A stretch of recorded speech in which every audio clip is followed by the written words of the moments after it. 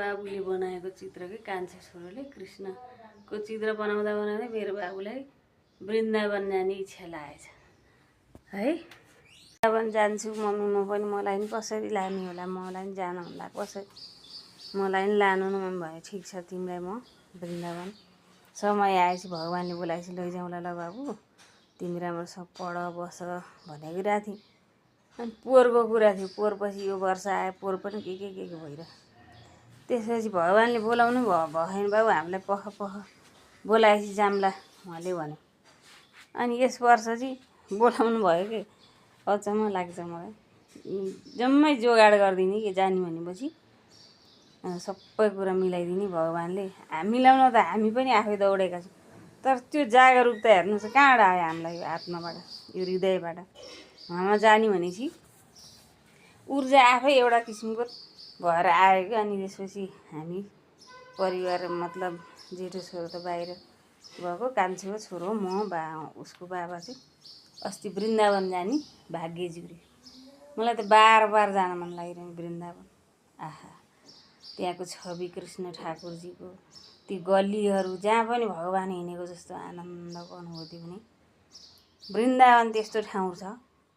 विश्व नै भगवान्को घर हो कि। त्यही भएर कसैले पनि मेरो नेपाल, मेरो भारत भन्दा पनि भगवान्को त घरै विश्व हो।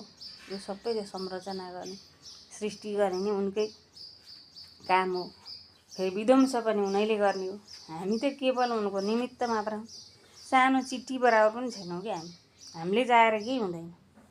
त्यही भएर आफूले प्राप्त भएको कुरा, आफूसँग खुसी, आफूले जे पायौँ भगवान्मा समर्पित गर्ने, भगवान्लाई धन्यवाद दिने। जतिखेर बिहान उठ्यो बेलुका उठ्यो जतिखेर कृष्णलाई धन्यवाद भगवान्, मलाई आज यसरी राम्रो गर्नुभयो, आजको दिन मेरो शुभ होस्।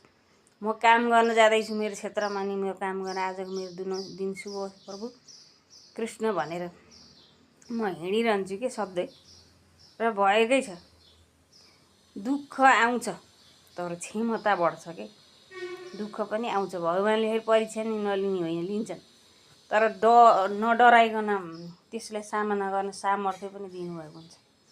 त्यस कारणले गर्दा घमण्ड अहङ्कार के पनि नराखेर पुरा फुलको थुङ्गो जस्तो भएर आफूलाई भगवान्लाई चढाउँ है। हामीले आफूलाई, मेरो यो हृदयलाई।